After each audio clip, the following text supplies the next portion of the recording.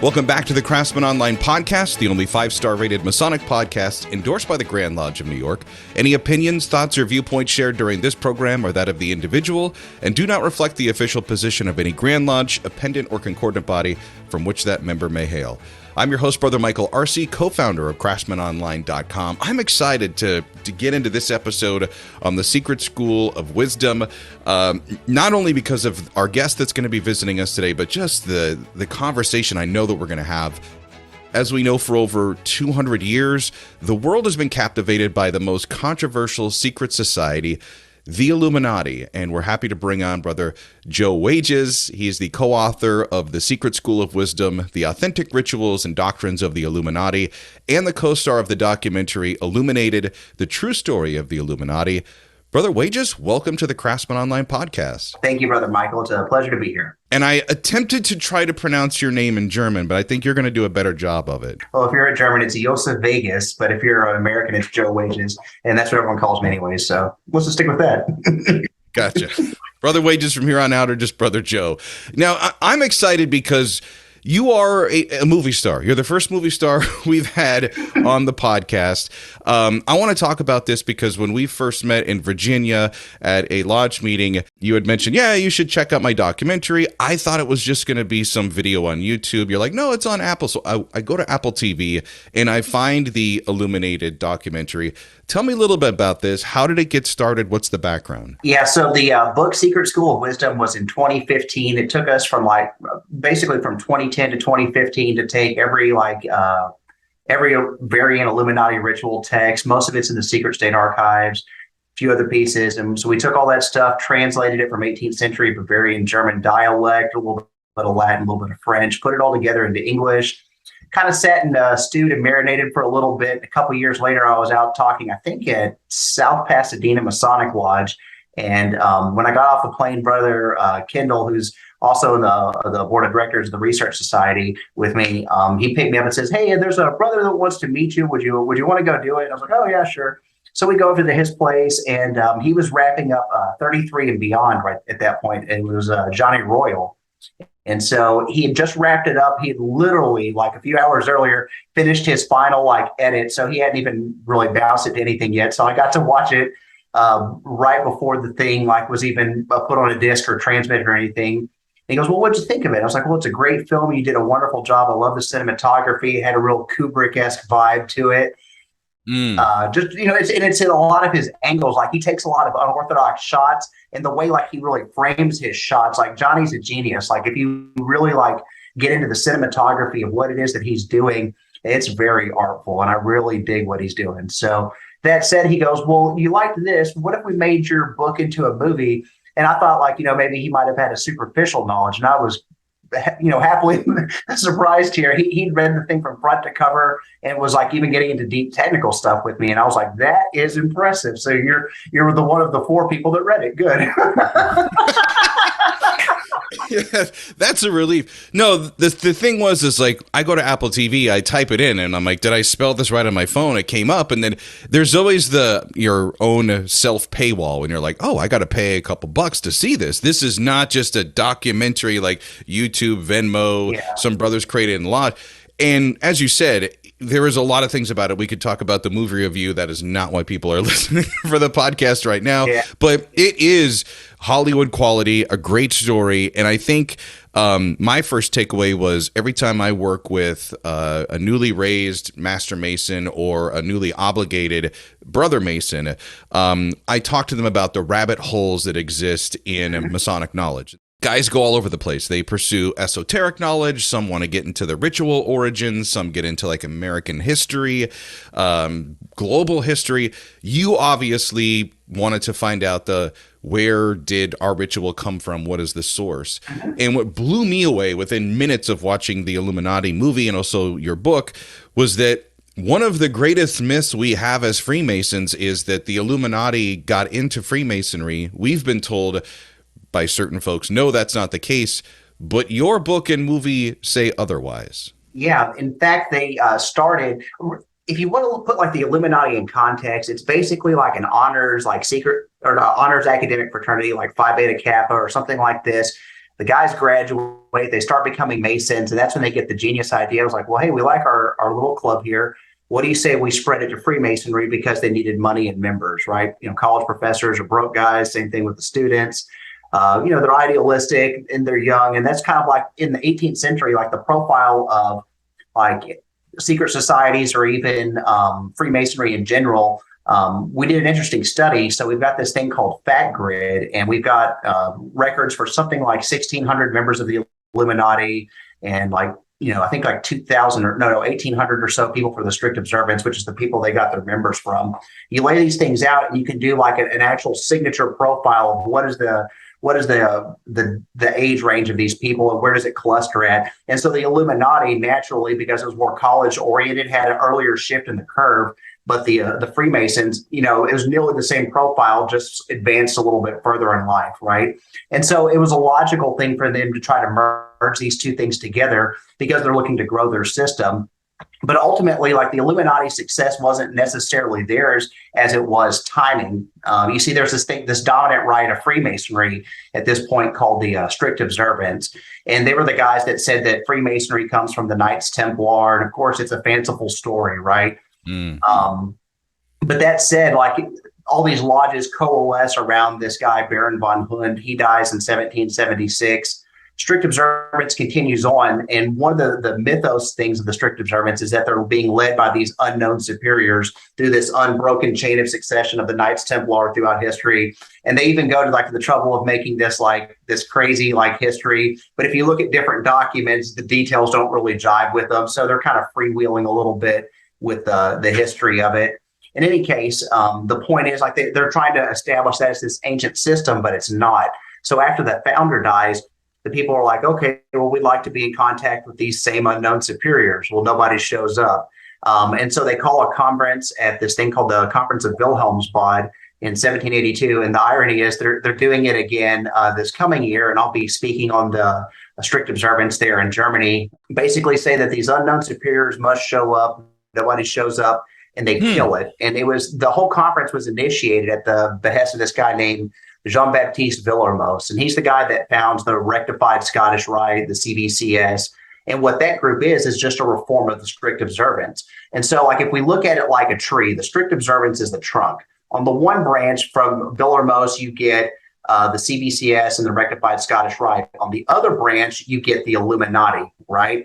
And so like they're both reforms of the strict observance is the way to make it look, because the tree's trunk is split and it goes two different directions. It's kind of the way I visualize it in my mind. The way that you're describing it is much less sexier than the Dan Brown internet conspiracy theory Illuminati. And also the focus of yours, you mainly really center in on the Bavarian Illuminati. Were there other sects that existed? Because I had heard maybe an Italian version or some other European groups. You can go, in fact, if you want to really get right down to it, if you'll look, there's this thing called Fat Grid, and it's one word. You'll put it in and put in Illuminati Research Base Fat Grid.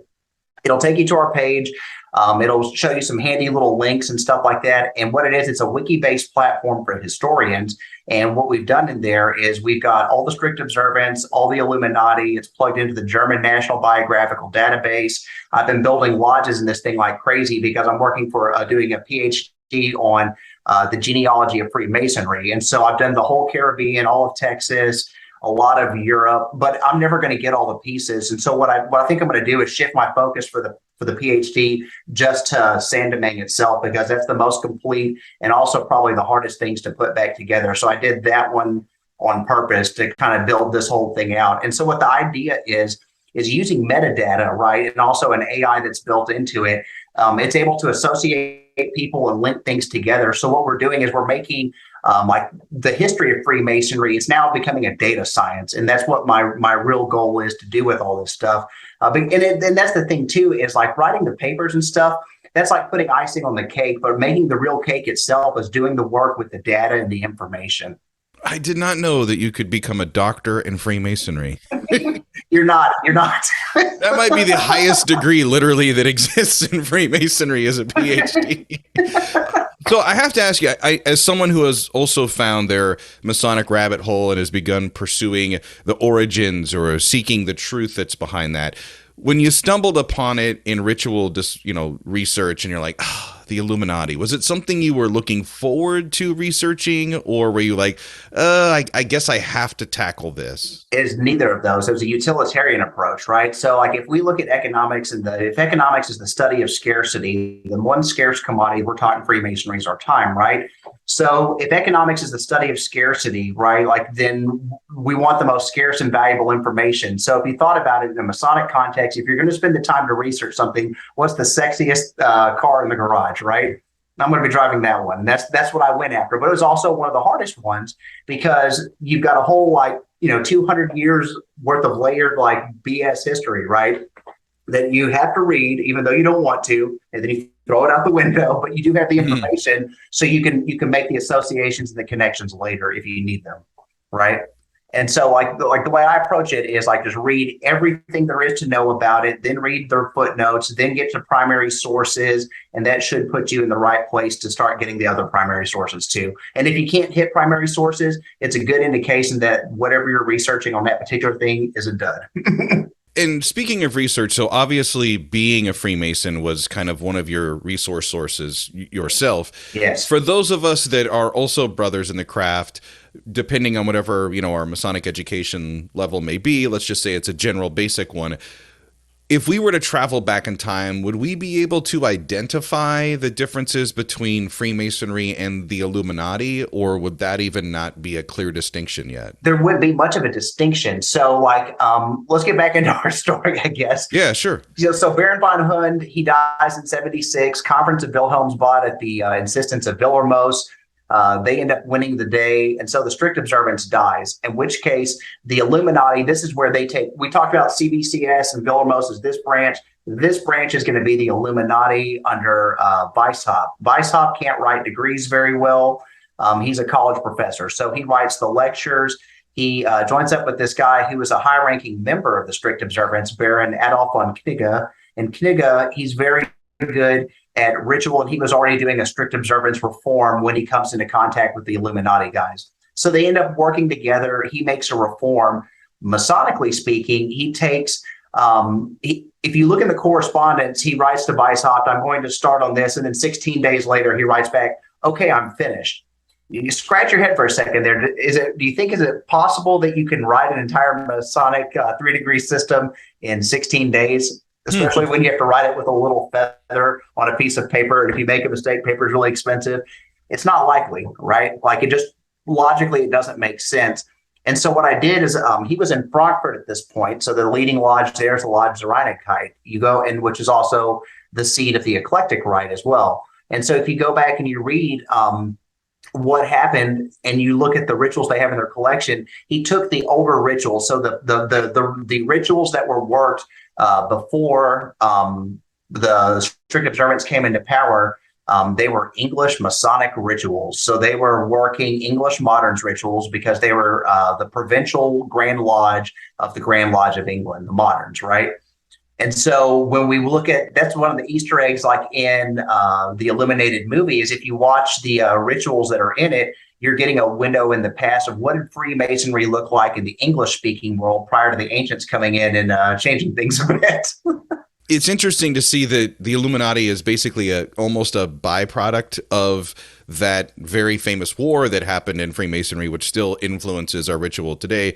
You and I were talking before we started rolling the tape here that, if you travel back in time, you probably aren't going to have the same experiences Brother George Washington did when he went through his degrees. That's right. And the thing is, too, if you look at his lodge in Fredericksburg, they're chartered 58 from the Grand Lodge of Scotland, something like this.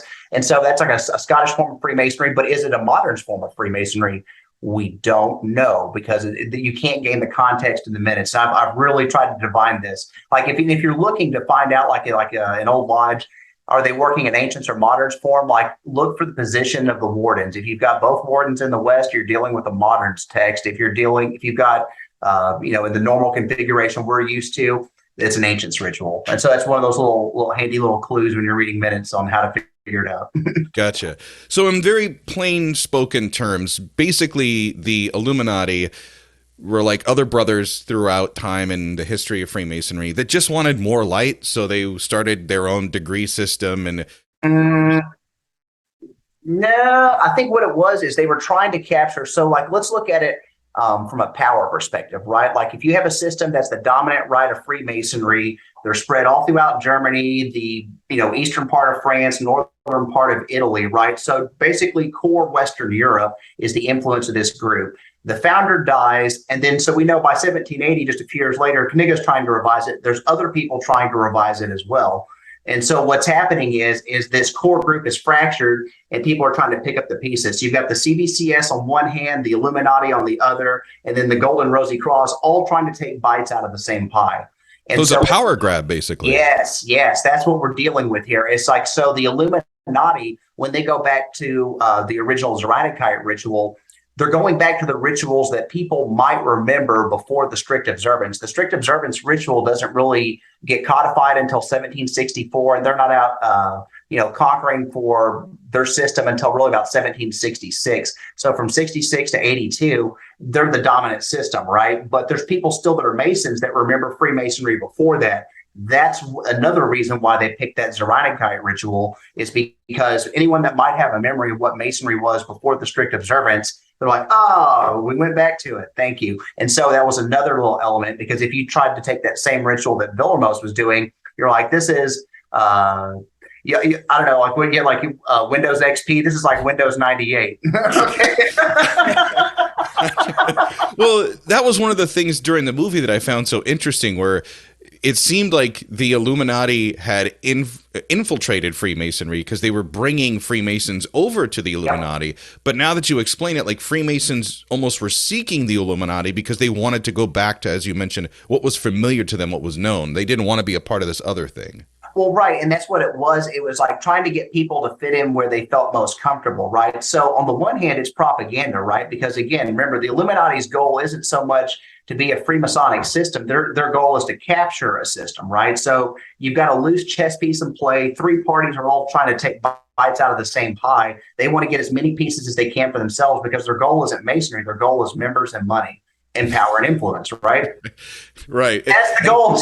Right. Well, that's where it started to connect with me, because I thought of, in Blue Lodge, where you'll have a system where a lodge is lacking members or lacking money, and then other brothers come in and they take over that lodge, either, by force, or they just infiltrate and their numbers are greater and they can, vote things and make it happen. And that's where the downfall of the Illuminati starts to take place. Is they really only had like a 4-year run, and then they were done? Really from 76 until roughly 1788, right? So there were like 12 total years, but they're really not, they don't have any rituals written until 1778, right? So that's like 2 more years. So they've got a 10-year run, but the last set of rituals were never finished. And then Knigge, who's the guy who's writing the rituals, he quits in 84, and then it starts going into terminal decline, right? So really from like 78 to like 84, so like that's maybe 6 years, right? Like of decent activity, I think. And they just ran out of actually leadership, then money, and then eventually members.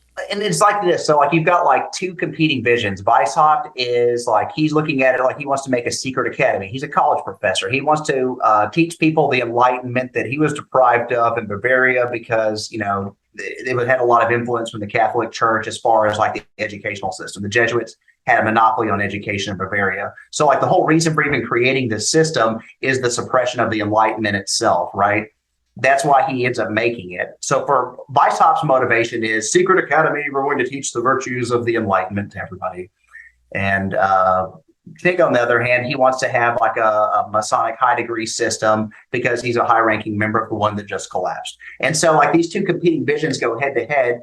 Knigge at the very end just says, forget it, I'm through with this. And then so Weishaupt, he doesn't have a guy to finish the last 2 degrees of his system, but it doesn't matter, because he gets under investigation very quickly thereafter and has to flee. And so the Illuminati, they continued on after he was persecuted in 84, but it's like all the southern ones are basically dead.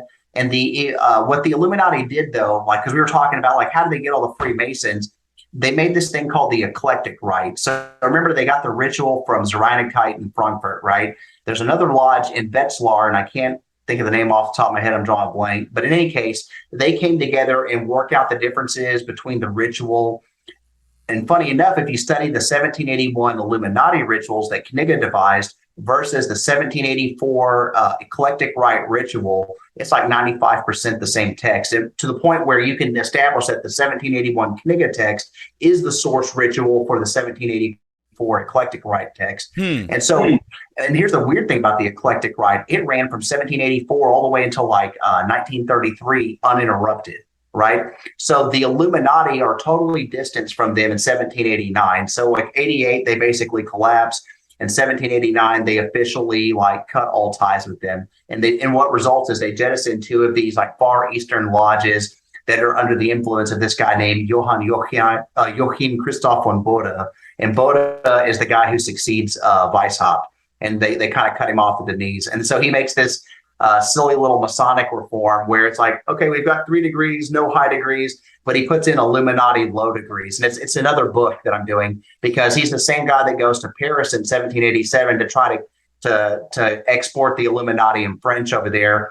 It ends up not working out though. Like he translates the rituals, everything's ready to go. And then 2 months later, after he's got the French fair copies, the whole order collapses. And it's like a really, he was just that close. Missed it by that much. Well, the other thing that's fascinating is to hear you talk about this. And, we live in modern times where there's PDFs and emails and instant transactions. And when you say one publication influenced another, even back then, like with the printing press, but just how long it took for information to get from even within a town among people to spread that far, like that's how entrenched and how I would guess the word would be powerful or influential the Illuminati was, where they were able to quickly share these materials. Sure. Yeah, that's fascinating. When you were going through all of this, what I also found interesting was the 3-degree structure, very similar in the Illuminati to what we do in Blue Lodge. Mm-hmm. You've given these presentations to billions of times, yeah. I'm sure you've given it to audiences that are, we would call the profane and Freemasonry, but just the general public. What questions have they asked you that were surprising? Well, they'll always hit the same thing. They're like, well, is it true that the Illuminati came to America, this, that, and the other? And those kinds of like questions, like they're interesting because like what they're doing is they're playing off the liturgy. So remember when I said before, you have to read everything, even like the conspiratorial like tripe, like you have to read it and you have to. And it's kind of like, when I was in college, like I was taking a history class and there was like this one teacher and he made us read these different things, like these different accounts of the Holocaust. And some of them were like the pro-Nazi angle where it was like there was no Hitler order, there was no this, that, and the other. And then there was the other ones that were like, of course he gave the order, just because we don't have any evidence doesn't mean it was destroyed. And so what he was teaching us was like, you take the two extremes, right? And somewhere in the middle is going to be the truth of the information here. And so people are like, well, what is history? Well, history, like, to a lot of people is like a count of perspectives, right? So sometimes you get biased. People filter out only the things that they want. Same thing with your research. You need to be well-rounded and you need to read everything, even the most abhorrent, disgusting things or the most ridiculous, stupid things. You still have to read it because you have to understand what is the full spectrum of the information that I'm dealing with, right? And it's not to check you per se like that, but it's to know what are the boundaries and to have you'll still get hit with like weird questions and stuff, but it's not much is going to catch you flat-footed. The book is The Secret School of Wisdom. The documentary is Illuminated, the true story of the Illuminati. Don't worry, we're going to make sure the links so that you can get those, watch those, read those, make it a part of your life. They'll be in the episode links for this podcast. Brother Joe, before we let you get out of here, to a lot of brothers that may be listening to this that are like, whoa, wait a second. So one of the biggest myths in Freemasonry, I know my bubble got burst after watching the Illuminati, where I'm like, wow, we are them, they are us. How should we feel about that? Should we feel good about that? And just at a basic FAQ question, when somebody comes up and asks like, hey, were the Illuminati Freemasons? How can we answer that with confidence? Well, what you need to do is contextualize it, right? Like, so the Illuminati probably invented the hostile corporate takeover model, right? So the first thing they did was they got the eclectic right. And then when they wanted to expand, what they would do is they would capture the officers of a lodge. And so they would send out someone to go like visit a lodge and he'd write down who's the master, who's the wardens, who's the officers, and so forth like that. Try to gain an audience with them, hang out with them, right? And this is all like in the vacuum of the strict observance, right? So they're looking for direction and guidance. This is what they would do. So they get the officers and they say, hey, look, you guys can practice whatever high degrees you want. We're just like you, brother. We want to have like a standardized set of 3 degrees. Yeah, it's terrible what happened here. We're trying to build a road to the future here. We've already got these lodges over here working with us just for 3 easy payments in 1995. No shipping and handling included, and that kind of thing, right? So it's a sales pitch is where I'm going. And so they say, okay, well, you join up our system. And so they do. They get the liberty to choose whatever high degrees they want. But if you've already got the officers captured, what high degree system are you going to end up working? That's the snare. Gotcha. That's the snare. And so that's what the eclectic rite was. It was like there was no high degrees. It was liberty of conscience for the lodge. You can pick whatever you want. But I'm pretty sure I know what you're going to pick. You can buy any flavor of ice cream as long as it's vanilla, because that's all we're selling. Nice. Well, I'm looking forward to getting you back on this podcast, because I feel like we just started cracking this nut, and there's so much that's out there, especially when you have the new book. I got like 3 or 4 of them going right now. So I'm not sure which one. Got that, the PhD. I'm sure he's traveling, doing his presentation. Doing some things and stuff. He's got lots of things and stuff. Well, thank you so much for being on this episode of the Craftsman Online podcast. Well, thanks, Brother Michael. It was a pleasure. Our guest this week, Brother Joe Wäges. You can get fancy and say his name in German, and I'll leave that to you. If you've enjoyed this episode and you want to hear more, you can just tell Siri or Alexa to play the Craftsman Online podcast. We're available on all streaming platforms with new episodes every Monday morning. Until next time, let peace and harmony prevail.